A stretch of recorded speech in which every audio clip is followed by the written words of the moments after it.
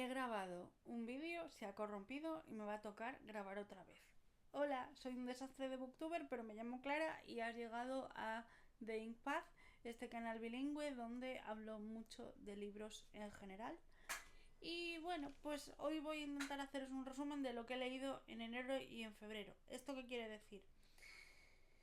Estamos en marzo, para empezar, y sí que es verdad que si miras mis redes sociales de lectura, yo empiezo mucho más libros de los que me da tiempo a acabar en el mes. Entonces, hay libros que he empezado en enero, que sigo leyendo ahora en marzo, entonces solo voy a hablar de los libros que me he leído durante esos meses y he acabado, o sea, puedo haber empezado en enero, pero los he acabado en los meses que voy a comentar. Voy a intentar hacerlo rápido porque he grabado ya un montón y como digo, se me ha corrompido el archivo y no hay manera. Entonces, prefiero grabar esto a ver si sale bien. Si te ha gustado esto, ya sabes, le puedes dar a me gusta, te puedes suscribir y cositas de estas. Todas las redes sociales donde ando están abajo, ¿vale? En la cajita de la descripción. Y dicho lo cual, vamos a empezar porque no son muchos libros, pero ya sabéis que me enrollo un montón y prefiero que lo tratemos ya, porque tengo que grabar varios vídeos más. Vamos a empezar con los libros que leí en enero, que leí un total de 3 libros, 2 en físico y uno en audio. Y bueno, pues en enero, como era el principio del año, yo empecé como con muchas ganas y me leí, el primer libro que leí fue Esto no es una tesis de varios autores. Y este es un libro de no ficción bastante peculiar. Voy a hacer trampas y voy a abrir la app que más uso, que es Storygraph, para que tener todos los datos a mano. Este texto digo que es muy peculiar porque es un fanzine escrito por varios autores que trata... digo varios autores porque en realidad en la publicación como tal no aparecen los nombres, entonces yo he cogido como los nombres de los editores, pero en realidad son más autores. Esto no es una tesis, como digo, es un fanzine muy cortito sobre el proceso de hacer una tesis y las dificultades que se encuentran las personas involucradas. ¿Por qué digo esto? Porque juraría, leyendo información, que este fanzine surge porque los editores, pues haciendo su propia tesis, tuvieron una serie de problemas y hablaron también con más gente, juraría que por redes sociales o de alguna forma similar. Entonces todas sus reflexiones, sus anécdotas se incluyeron en este texto, en este fanzine, que es como una especie de contestación a un ensayo sobre el mundo académico. No recuerdo el nombre del ensayo, cuando pueda lo pondré por aquí en la edición, lo pondré en la pantalla. Y bueno, pues trata, digamos, todos los puntos claves que trata este ensayo al que hace referencia, pues se trata en clave de humor, con como si fuera conversaciones de WhatsApp de doctorandos y doctorandas sufriendo y teniendo experiencias dentro de este proceso. Total, que me gustó mucho. Sí que me gustó poder leerlo ahora porque igual, aunque me tocó de cerca, igual si me lo llego a leer durante el doctorado, pues seguramente durante el doctorado no me lo hubiera leído, ya te lo digo. Pero sí que me hubiera tocado como más... no me hubiera beneficiado el proceso. Creo que ahora lo puedo leer con más calma y me gustó mucho, me pareció bastante interesante. También tiene un puntito de humor y humor negro y creo que da para debatir. Como digo, este texto contesta a otro ensayo que sí que me gustaría leer un poco para tener como las dos visiones. Y bueno, pues es un texto es un fanzine muy cortito, no creo que haga reseña como tal, porque son 32 hojitas, es muy pequeñito, pero sí que me gustó mucho y os pondré los datos digamos, publicación por si os interesa ojearlo en la pantalla también. Después leí Última Navidad en Hyde Park, que es una relectura, que la leí en audiolibro, en este caso fue escuchada. Este libro fue mi primer libro del año pasado y este libro es una comedia romántica navideña. Que me dirás, ¿por qué te lo leíste en enero? Ya hemos acabado con las navidades. Pues es que fue cuando yo entré en el mood navideño, chica. Es que son cosas que yo no entiendo. Mi cerebro. Esto es una relectura porque lo encontré en Audible. Y este libro, que ya digo que me lo leí el año pasado, me gustó mucho en su momento, pero me gustó más ahora. Este libro está pensado para mí. O sea, en el sentido de... Es una rom-com navideña, me encantan las rom-coms en general. Si son navideñas, pues más. Y también pasa en Londres. Yo viví en Inglaterra durante mucho tiempo. Bueno, casi 2 años, tampoco fue tanto tiempo, pero viví allí. Y bueno, tiene de fondo lo que viene siendo el mundo de los musicales y en concreto Wicked, que para quien no lo sepa es mi musical favorito.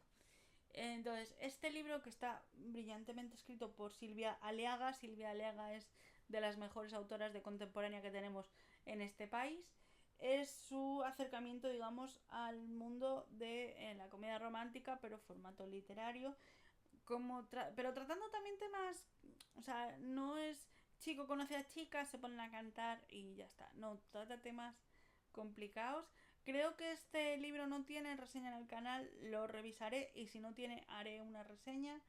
Esta es la historia de dos personajes que van juntos a clase, van juntos a una academia que se especializa en teatro, pero ellos están en la rama de musical. También hay ballet y hay danza, ¿vale? O sea, hay como varias disciplinas dentro de las artes, porque es una academia de artes, pero me refiero que ellos están en el departamento de teatro, pero en la zona de los musicales, que son, los protagonistas son Edith y Olive, no me acuerdo cómo se llamaba el muchacho. Espérate que te lo reviso.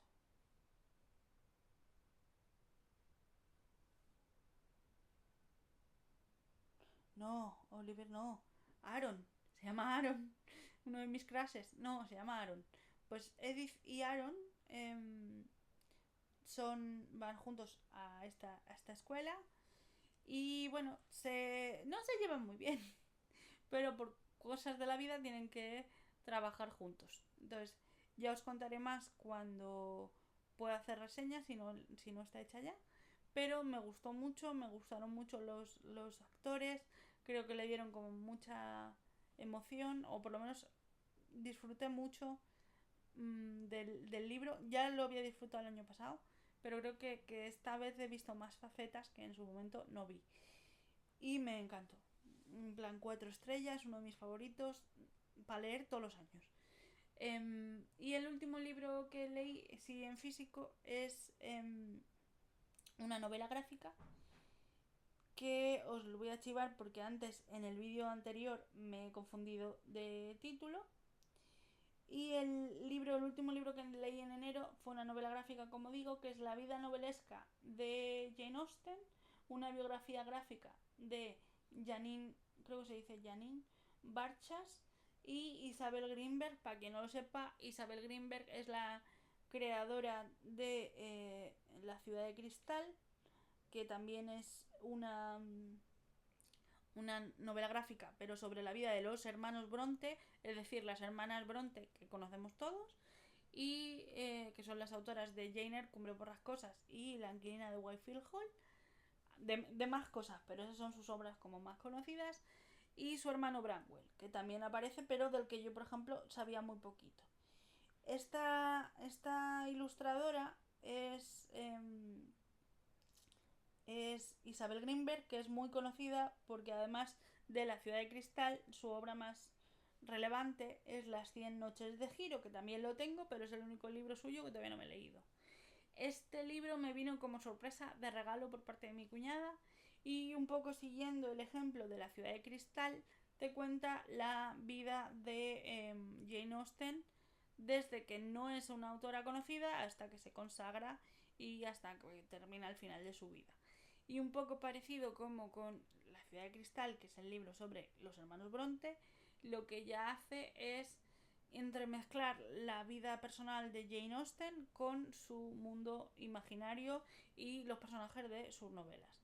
Y curiosamente, como en esa otra novela gráfica, la vida real está pintada con una gama de colores un poco más oscura, más azules y demás, para explicar un poco la sobriedad y los problemas que tuvo Jane en su momento, pero cada vez que aparecen escenas de sus libros, ya sea mientras los está leyendo o los está imaginando, que curiosamente responden a una serie de escenas de su vida cotidiana, esas escenas literarias, que además tiene como muchos guiñitos a frases. Si has leído libros de Jane Austen, hay guiños a frases y a escenas de sus libros y de sus adaptaciones que se ven fácil. Estas escenas, digamos, de imaginación que les pasan a sus personajes están llenas de color, de un color muy brillante, muy saturado. Y bueno, me gustó mucho porque creo que yo no he leído, digamos, ninguna biografía de Jane Austen. Sí que he visto series que dramatizan parte de su vida, pero no he leído material para decir si es buena biografía o no. Creo que es un buen punto de entrada para aquellos que no sabemos tanto de Jane como persona que como escritora, o por lo menos que solo conocemos a Jane por sus novelas, y te permite acercarte a lo que fue su vida y su entorno, y me parece como bastante ligerito, pero como punto de partida no está mal. Y bueno, pues eso es lo que leí en enero. Y en febrero leí 2 libros específicamente. Leí Amarilla de R.F. Kuang y también leí, me saldrá, Donde no mueran las flores de de Le Autore Maeva Nieto. A ver si soy capaz de cotejar que el libro es el que yo he dicho, porque siempre digo lo de las flores, pero el resto de la frase la digo mal. Estos 2 libros forman parte de... a ver, venga, vamos a buscar. Estos 2 libros forman parte del club de lectura en el que estoy formalmente ya apuntada. De vez en cuando iba, pero ahora quiero estar como más presente. Y Donde no mueran las flores, efectivamente, del autore Maeva Nieto. Eh, eh, Era nuestra elección para febrero, pero curiosamente yo me leí antes en audiolibro el libro que corresponde a este mes, al mes de marzo, porque era más corto y no tenía yo mucho tiempo de dedicarme al libro físico, aunque el tiempo que tenía para libro físico lo dediqué al libro de Maeva. Entonces, yo empecé oyendo Amarilla de R.F. Kuang, que me lo leí primero. ¿Este libro lo tengo en físico? Sí, pero se lo presté a una amiga para poder ir al club de lectura, que lo tenemos en breve, en el mes de marzo. Este libro es una especie de libro contemporáneo sobre el mundo editorial y se centra, es una especie entre thriller, contemporáneo, es un poco peculiar.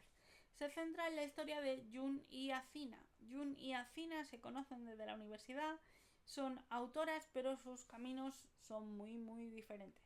Donde Jun ha publicado un libro que tampoco vendió mucho, que no la conocen, o sea, quiero decir, no es muy conocida, tampoco ha tenido como, pues eso, un par de libros, si eso, aunque juraría que es solo uno.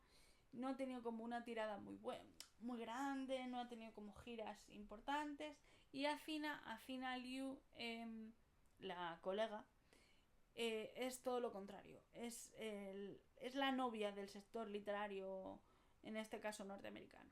Ella, que es de ascendencia china, ella es china, aunque su familia básicamente la crió en Estados Unidos. Ella siempre, como su condición de autora, que que forma parte de una minoría, todos sus textos tienen que ver con la comunidad asiática, en concreto con la China. Y bueno, pues como os digo, es la novia del mundo literario anglosajón. Todo el mundo la quiere, su prosa es perfecta, su estilo es perfecto, sale bien hasta en las fotos, todo estupendo. Ella es genial, se ha llevado todos los premios de calle, todos los premios que existen se los ha llevado, todos. Y tú dirás, vale, ¿cómo estas dos se llevan bien? Jun tampoco lo tiene muy claro. A Jun no le cae bien a Cina, pero siguen siendo amigas. ¿Por qué? No lo sabemos, pero las copas que le ofrecen gratis a Cina, Jun está ahí por si cae otra también. Eh, bueno, pues esta relación un poco peculiar, porque Acina no tiene muchos amigos y aparentemente solo tiene a Jun. Esta relación un poco peculiar surge en la universidad, pero va arrastrándose a lo largo del tiempo. Total, que al principio de la historia, Jun y Acina quedan pues, su quedada para tomar algo. Jun está un poco harta de Acina, pero no se lo va a decir porque, bueno, Acina es la que paga las copas. Entonces es como, bueno, pues aguanto un rato, nos reímos de las mismas cosas, hablamos de las mismas cosas de siempre y ya está. Y después de unas cuantas copas deciden irse a casa de Acina, pues a acabar la noche. Y cuando están en casa de Acina, Acina le enseña a Jun el libro en el que está trabajando, que ella cree que, por lo que le da tiempo a observar, puede ser la obra cumbre de su colega Acina, que es una historia sobre la Primera Guerra Mundial, sobre cómo se trata a la gente asiática, en concreto a la gente china, cuando colaboran, digamos, con los occidentales, con los que luego en la Segunda Guerra Mundial serían los aliados. En este caso es la Primera Guerra Mundial, pero claro, los franceses, los ingleses, todos estos no tratan muy bien al batallón chino, si queréis. Y pues es un poco las penurias que les hacen pasar cuando trabajan para ellos. Entonces, lo que le da tiempo a Jun de ver del manuscrito, que habla un poco, a Cina le cuenta que se ha documentado mucho y ella quiere que se lea un poco para que le dé un poco su impresión. El manuscrito es una maravilla. Sí que es verdad que no están todas las escenas, que hay cosas que están bosquejadas, que a lo mejor hay cosas que van del punto A al punto B. ¿Cómo? ¿Qué pasa ahí? No lo sabemos. No es un manuscrito acabado. Está acabado, pero falta pulir. Total.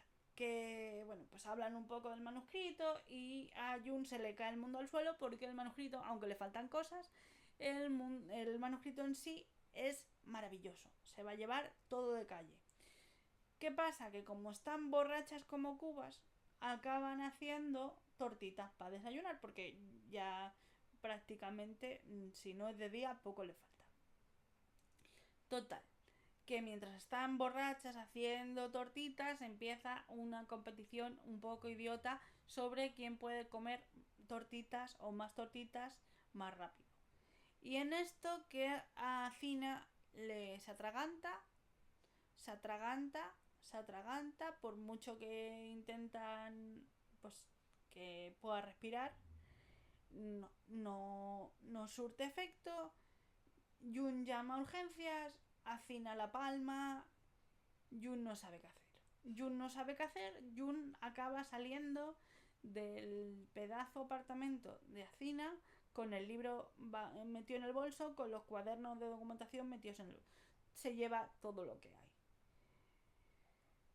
Gran idea que tiene Jun. Si no se lo digo a nadie y lo publico como si lo hubiera escrito yo.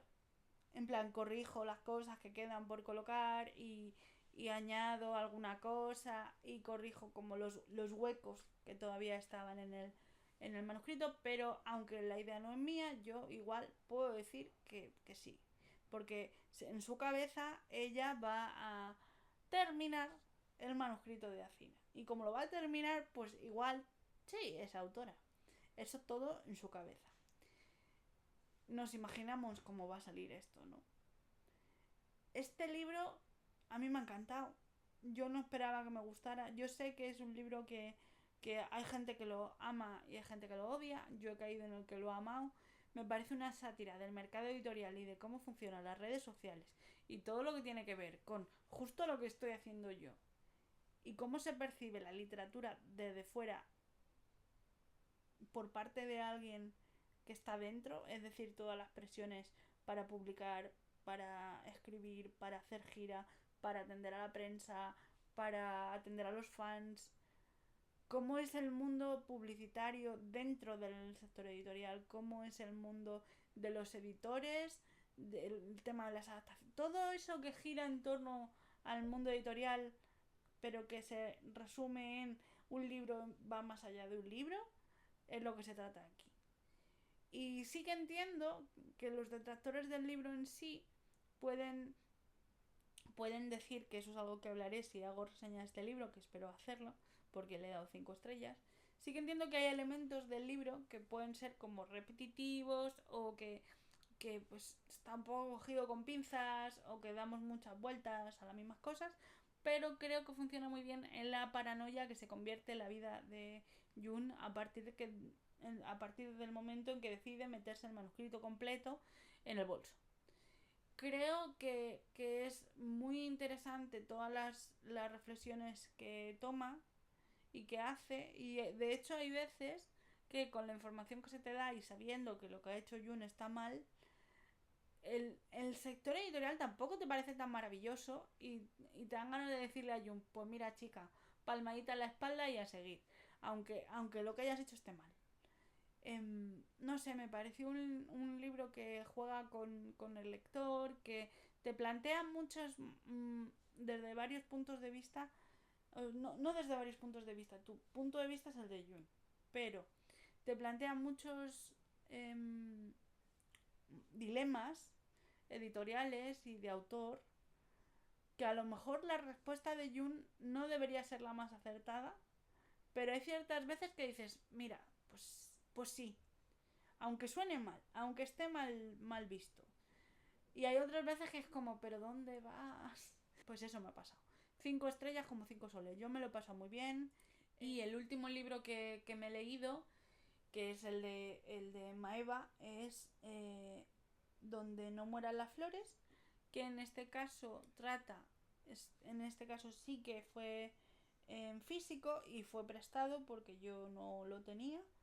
Y también se llevó 5 estrellas. Y bueno, al contrario que el de Amarilla, de RF Kwan, que es lo que hemos estado hablando antes, este sí que es fantasía, juraría, Valencia en los años 60, con lo cual está como muy históricamente muy apegado y es una de las cosas que mencionaré ahora. Y es la historia de dos personas que se reencuentran después de muchísimo tiempo, que no acabaron con buenos términos, en la historia de Alma y Silvestre. Y estas dos personas son magos, tienen poderes, porque en esta realidad alternativa, en España y en otras partes del mundo, hay una serie de personas que tienen, digamos, capacidades mágicas de diferentes tipos. Entonces se asocia con el color de su sangre. Entonces, por ejemplo, Silvestre es un mago verde. Un mago verde tiene el poder de controlar y cuidar de plantas y animales. Y hacen otro tipo de magia. Pueden hacer diferentes tipos de magia esta gente, pero siempre tienes como más afinidad o te es más fácil hacer la magia del color de tu sangre. Y Alma, mi niña, ella es una maga negra. Ella no, digamos, los que son como ella no están bien vistos por los magos en general no están bien vistos por la sociedad franquista o de España en general, en ningún caso. Pero los magos negros son los que se encargan de ayudar a la gente a morir. Entonces, su trabajo es hacer que la transición de el alma sea lo más rápida y menos dolorosa posible. Pero como esto tiene que ver con llevarse a un ser querido, a tu ser querido, pues normalmente no tiene muy buena fama y la gente pues no quiere estar muy cerca de esta gente. También es verdad que la sangre negra, la sangre de los magos negros, es venenosa. Entonces, como es venenosa, si entra en contacto directo, pues aparte de que te envenena y te quema, es mortal. Y eso también hace pozo y hace que la gente pues no quiera relacionarse con ellos, con los magos negros, más de lo necesario. Y además, debido a su magia, debido a su sangre, lo, no existen seres vivientes, ya sean plantas o animales, que puedan vivir cerca de Alma por mucho tiempo. Por eso ella siempre se queja de que donde ella vive, que ella vive con sus abuelos, por cosas que no puedo revelar.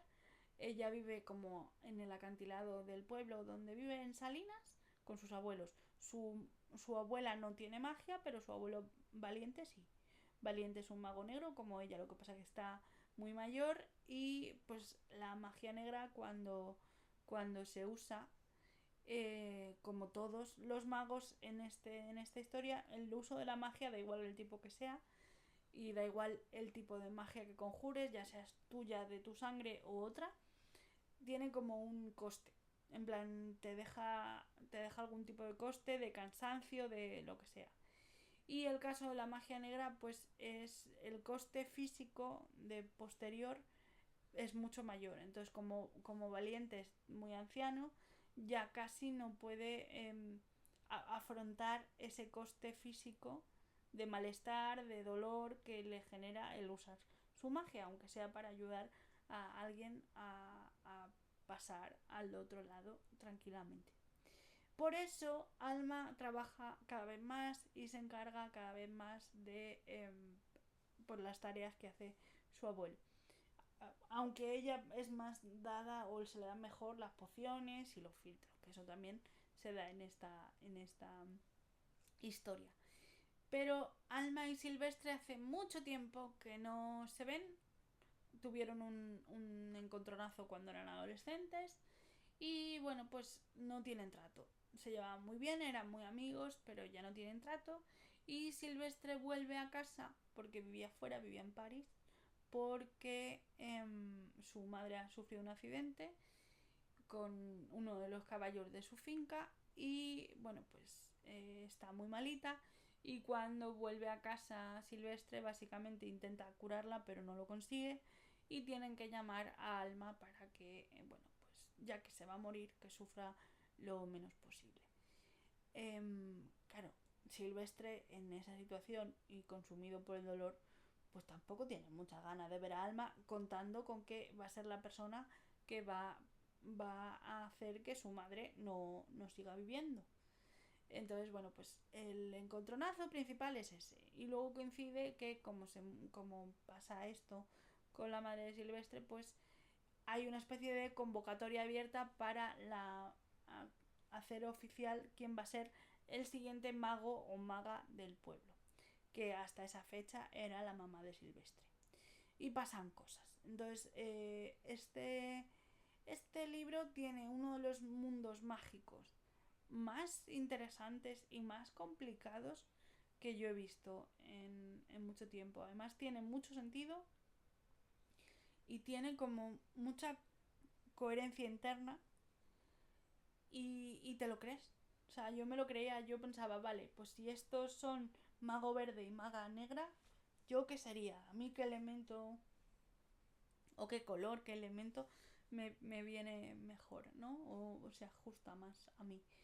Y me gustó mucho cómo, lo dije en el propio club de lectura que estaba la autora delante, me gustó mucho las dinámicas de personajes, el grupo de amigos que hay. También me gustó mucho que la dinámica entre Alma y Silvestre no es fácil de entender, pero las relaciones humanas tampoco lo son.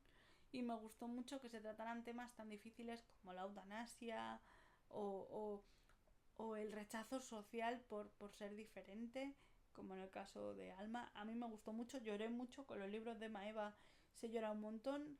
Creo que ella tiene una capacidad muy especial para expresar emociones y expresar conceptos muy abstractos.